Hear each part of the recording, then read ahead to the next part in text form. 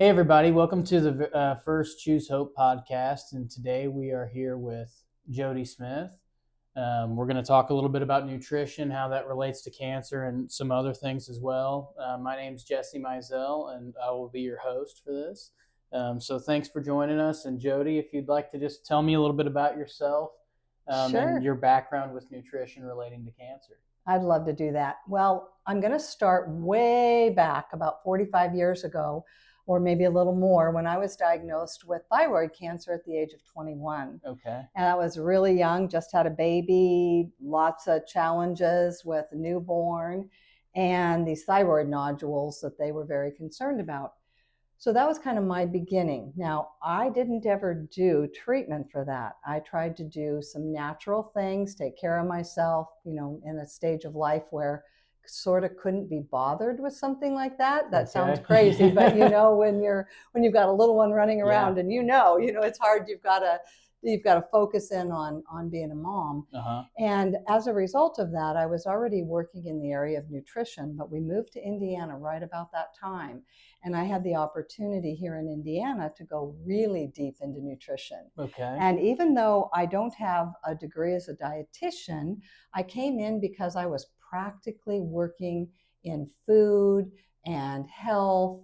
I ended up being able to serve as the food and nutrition or editor at the Saturday Evening Post. Oh, wow. I had a private practice. I saw patients. I had hundreds of doctors that referred to me. At one time, I had 6 different offices. But basically, what I tried to do is become an expert in practical application in the medical realm, whether it was cancer or heart disease or other conditions that people were dealing with, where they had to make dietary changes, that was a part of their treatment. Now, as time went on, my experience with cancer became more and more a part of what I did. And now I teach classes at most of the hospitals, and again, healthy cooking, trying to help people understand how they can eat to help lower their cancer risk, or to help during treatment, or to help during their survivalship. So I've moved into that area. And then I have to add, as a caregiver, my husband was diagnosed with stage 4 melanoma. And for most of you, if you hear that word melanoma, it's like a death sentence. Nobody lives through melanoma. That was kind of the attitude. Mm-hmm. And that was actually 7 years ago. And they gave him less than a 15% chance of living 1 year. And when you're all of a sudden hit with something like that, it's really a hard hit. Absolutely. And we had to look. Melanoma is an unusual cancer in that it doesn't respond generally to chemotherapy and radiation. The only treatment that had any real success was immunotherapy. Okay. And people have said that if my husband had gotten cancer 1 year prior, he wouldn't be alive today, because they didn't have anything. Okay. Everything was just sort of stopgap, gave me maybe a little bit more time. He was able to do 3 immunotherapy treatments. That's all. He was supposed to do it for 2 years, but did 3. Okay. And I think by the grace of God, and then also with a lot of the other things we did, the external things we did, the adjunctive, related. All nutrition related and lifestyle. And he'd already been on that really strong lifestyle. But as a farmer and outside in the sun, melanoma, sun, skin cancer, blonde-haired, blue-eyed, that kind of thing. Yeah. It was a problem. But Dan is alive today. He has no cancer. It had metastasized to his liver, his kidney, his back, his lungs, his abdomen. I mean, he had it. This stuff just goes nuts, bad. And it was bad. And it was an incredible experience walking through that, because even though I'd been sort of a caregiver to other folks, they weren't my husband. They weren't that close and that, close to my heart and that serious. Exactly. So it was a really good experience going through that. And I feel like that brought in a whole new aspect to working with folks with cancer. But even tonight, I'll be teaching a healthy cooking class at one of the hospitals. And I get so excited about that, because I have something to offer that can give you an edge. Well, that's amazing. I mean, I was really excited when we got connected to start doing these, because there's just so much information that you have that I think maybe people either just aren't aware of, or it's just way too overwhelming when you do face cancer to then have to try to kind of become an expert on all this stuff while you're battling it. Yeah. and everybody's diagnosis. telling you everything. Eat this, take this, do this. And, what we really have to do is figure out a plan and then work that plan. Okay. And it doesn't have to be super complicated. That's the exciting part. Okay. Well, thank you for that. That's awesome. I guess first, let's just talk a little bit about why does nutrition matter, and especially when you're facing a cancer diagnosis. That's the best place to start, because what you want to focus on are the things that are going to make a difference when you get that diagnosis. And we're talking about if you're diagnosed with cancer. It's a little bit different when you're preventing cancer, but when you're diagnosed, you can only have so much energy, you only have so much capacity. So you need to focus on the things that make the most difference. And so they say, as far as the studies say, and the American Cancer Association and AIRC and all these different organizations, they all have, their acronyms, have come out and said that nutrition can influence up to 40% of all cancer. And more and more every year, I have a Google search, and so every day I look for what's the new research, who's done a new study, all the different countries. I've got Canada here, I've got all the things from the American Cancer Society, India, China. They're all doing massive studies on nutrition. Okay. Because obviously you have to eat every day. Right. And the choices that you make in what you put in your mouth, if they can make a difference, then become very important, because that's a daily activity. And what I try to help people to understand is, again, it's not super complicated. We're learning more all the time, but it always comes back down to the basics. And that's what I try to teach people.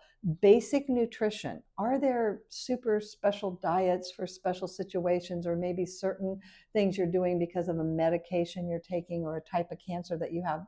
Yes, there's that as well. But you got to put food in your mouth. You have to make choices of what's going to give you your energy and your nutrition as you go through this process. And of course, everything is always subject to check with your physician, make sure that they're in alignment with what you're doing. But I find that most of the physicians, they really don't know much. They know that, you got to eat, and it is important, and they're getting more, but they're focused on your treatment. You know what I mean? They're focused on what's going to be the best for your type of cancer. How can they help you? Because the sad thing is, Jesse, the numbers of people that get cancer are growing all the time. And we're doing a better job of helping people once they have cancer. One of the statistics says 1 out of 2 people will get some form of cancer. Now, that may include skin cancer and some that wouldn't be deadly, maybe, but that's a horrible statistic. Yeah, it definitely feels like it's just one of those things. If you're able to live long enough in life, it's something you will encounter at some point. For men, it's a terrible thing about prostate cancer. And I like to tell people, when I started teaching, 45 years ago, we didn't talk about prostate cancer. It wasn't a thing. It really wasn't. And now I say to men, if you live long enough, they expect that you will have some level of prostate cancer. It probably won't kill you, but there are aggressive forms, as we know from the news. But it is one of those that you can expect. And women, this just blows my mind. When I started teaching, and I would do all, my little presentation, 1 in 42 women got breast cancer. Now it's 1 in 6 or 1 in 7, depending on what you look at. That's in my life. That is monstrous. It is. So we have got to understand that we've got to do something. And what is the foundational root of why we're seeing more and more cancers? I don't think it's one thing. I think it's a combination of things. But a lot of those things are things we can do something about. And that's the exciting part. Yeah. Well, and I have a feeling that, a portion of that definitely relates to the nutrition and diet and what we're going to talk about. The biggest part. But then there's also lifestyle things that have to do with exposure to chemicals. It has to do with, how you handle the sun. It has to do with how do you handle, just chemicals that maybe you're exposed to in your work environment or whatever. So we're learning more and more about that. And we all know that because you see the commercials. If you have, contact this, law firm. But we got to start with day-to-day stuff. And the most important is, again, what you do every day, what you do consistently, and how you can make changes that will give you a better chance at getting through your treatment, your particular cancer. And this is the key. keeping your own immune system strong. Okay. Because it's your immune system that will do more than any medication, any drug, any treatment. Your own God-given cells that can determine what type of cancer, figure out what'll kill it, launch those ballistic missiles inside you and have the job done when you have no idea it's even happening. That is stunning. Yeah. To think that at any given time, you have cancer cells, I have cancer cells running around, and they could be a problem if it were not for your immune system. Okay. I have a slide that shows a macrophage coming in and blasting a cancer cell, and you just see this, absolute stunning visual of the cancer cell exploding into a million little pieces. And I think that is just so cool. Yeah, that is amazing. Well, that's what makes it so difficult, with some of the various treatment options, is then your immune system really takes a dive. So, I'm really looking forward to doing these with you. This is going to be the first, I think, of several that we're going to do together, because there's so many different topics that we want to really get specific, if we can, on certain things, but try to keep these into 15 to 20 minute segments for you to be able to digest and see what we're talking about. So we said choose hope. And one of the things that I really want to stress for those listening is everybody wants an edge. Everybody wants to try to do anything they can that will give them a one-up on this disease. And that's hope.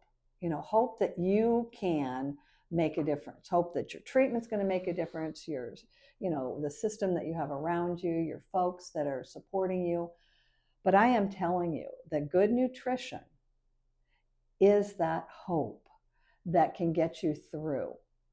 And it's not a miracle. It's not magic. No magic bullets. I don't have magic bullets. I wish I did. Right. You know what I mean? I wish I could say, oh, yes, studies show that this food will blast, every or some kind of cancer cell. Yeah. I don't see it that way at all. Okay.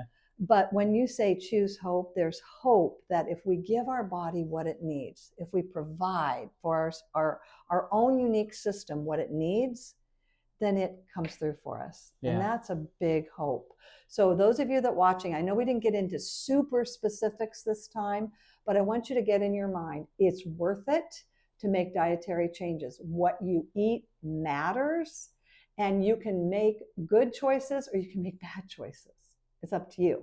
But if you want to really choose that hope, you can choose good choices. Well, that's great.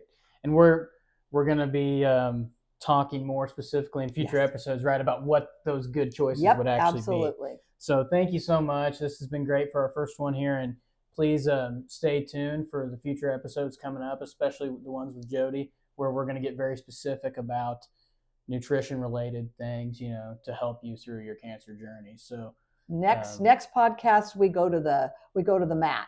Okay. Sounds good. Well, thank you everybody for watching, and we will see you next time.